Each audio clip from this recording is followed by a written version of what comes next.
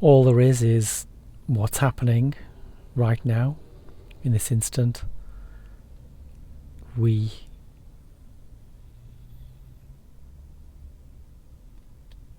try to make sense of that using the senses that we have, literally, and the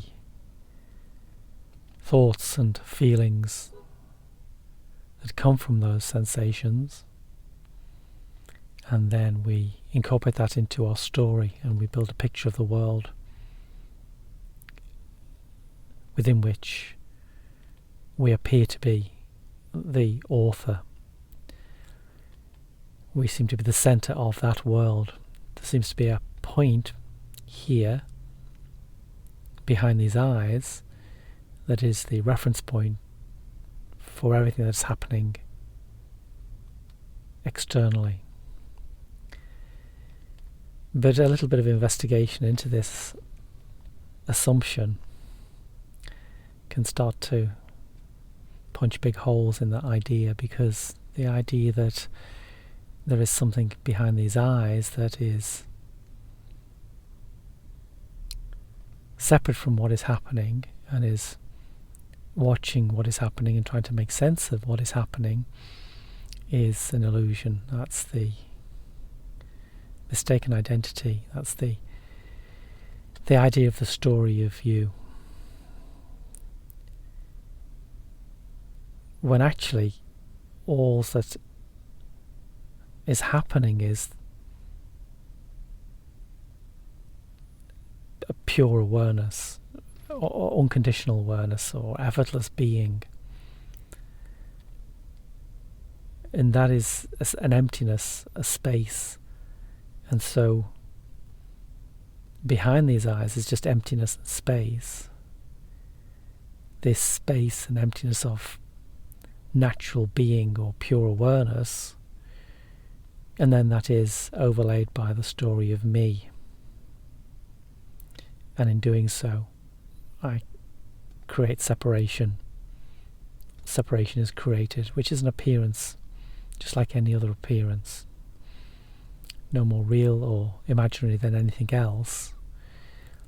But the absolute level of reality is that pure awareness or effortless being that it doesn't change, and that is what we are, which is behind the eyes. It's the space that we appear to occupy, and we sort of locate that in our head or in our body, but particularly through our ears and our eyes.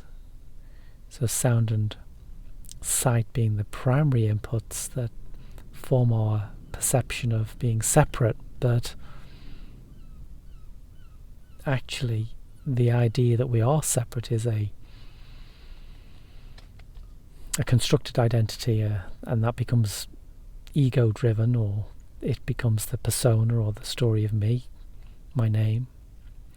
And in that world then we are at the mercy of fear and suffering that comes from trying to control what we are perceiving, what is happening, what is arising in awareness. And we miss the fact that we are the awareness within which those things arise. We are the effortless awareness that doesn't change over time, that isn't subject to time, doesn't live in time, and is perfectly at peace and fulfilled. That effortless awareness is our default position.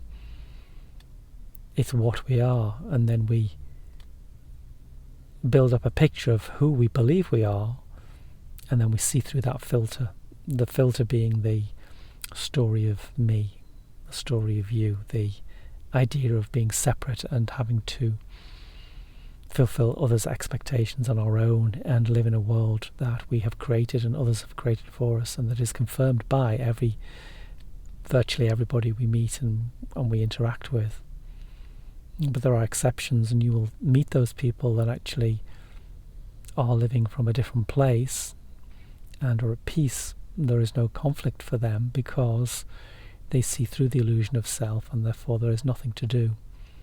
It doesn't mean to say they are doing nothing, but there is nothing for them to do. There's no effort involved in being. And that's the truth. There is no effort involved in being.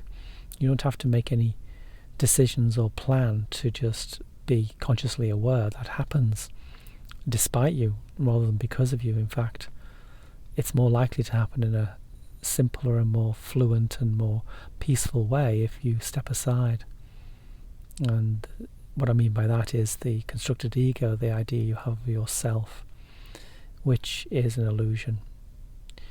The thing in the mirror, the psychophysical self, the meat suit, the thing that ages, it changes along with everything else. The contents of awareness change, awareness does not change, and you are that pure, effortless being, the awareness within which the contents arise. And those contents are everything that you can see that seems separate, that you see, that you hear, that you taste, touch and feel, and all the thoughts you have and the personal consciousness.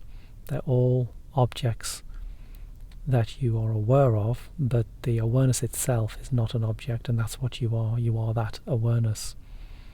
And it's just about recognizing that, and that's where the phrase coming home is born, because you don't have to go anywhere to find that. You just have to start to recognize the illusion that you've been living in since forever, and that has been conditioned into your way of thinking, and is supported by and seems validated by everybody else around you in the world that we live in. But there are individuals who have recognized the truth of their being and have spoken about it and pointed to it.